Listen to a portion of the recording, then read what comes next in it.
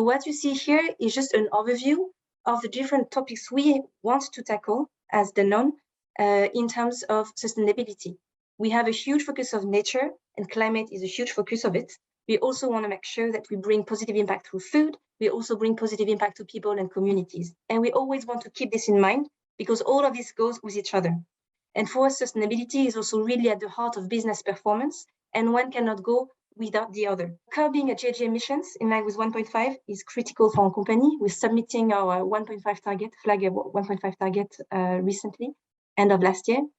And as part of this journey, we decided to focus on methane. So why? Because as everything was mentioned before, like methane for us is the fastest ways to curb emission. It's where we can really have an impact. And if we need to focus on something because we cannot do everything at the same time, this is one of the first actions we want to take and boost in the next few years. Now, what do we do in the field? What we did is that we just consider the holistic farming system. And we look at all the levers that we can influence. And so across geographies, across farming systems, you have a number of things that you can do, and that are similar principles. You can work on your herd management, on your manure, on your feed, on soil health, linked to feed and crops as well, on methane innovation that we heard about, and on other things like energy management, portfolio management sometimes, even if it's not the option that we pursue. And then, of course, at the center of it all, the farmer support. And what is important here is to show that there are three main levers in this graph that will impact methane. For us, it's going to be herd management and manure. And then we have the methane innovation that will help on monitoring fermentation as well. What we want to pass as a message here is the way we work, whatever the geographies, is really to consider always the farming system we work with. And so it's first to ensure the fundamentals. Do we have water access for the cows? First thing. Do we have good feed? First thing. Do we have proper animal health? First basic that we need to put in place. And then we can start thinking, okay, what are the actions that will actually bring holistic and durable change?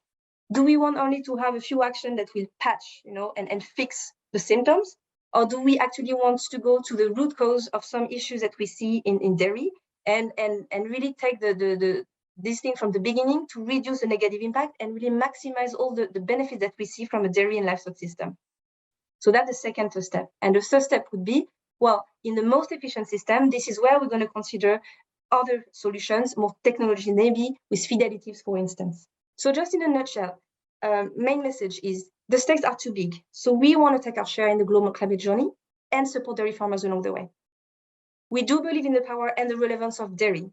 Yet we see, and we saw also with science, that business as usual won't do. So we need to proactively shape the future of dairy and take action. Focus and speed are of essence. And methane reduction is where we can really matter. So it's a key lever in our climate journey. And finally, we need to acknowledge that we don't know all the answers. So yes, we commit because we want to act and we want to bring people with us. But now we need to get started or continue our action. And we need to learn collectively by doing, considering the diversity of systems and geographies. And then last message is, once again, we think that cutting methane emission is the fastest opportunity we have in the dairy sector to slow down the rate of global warming.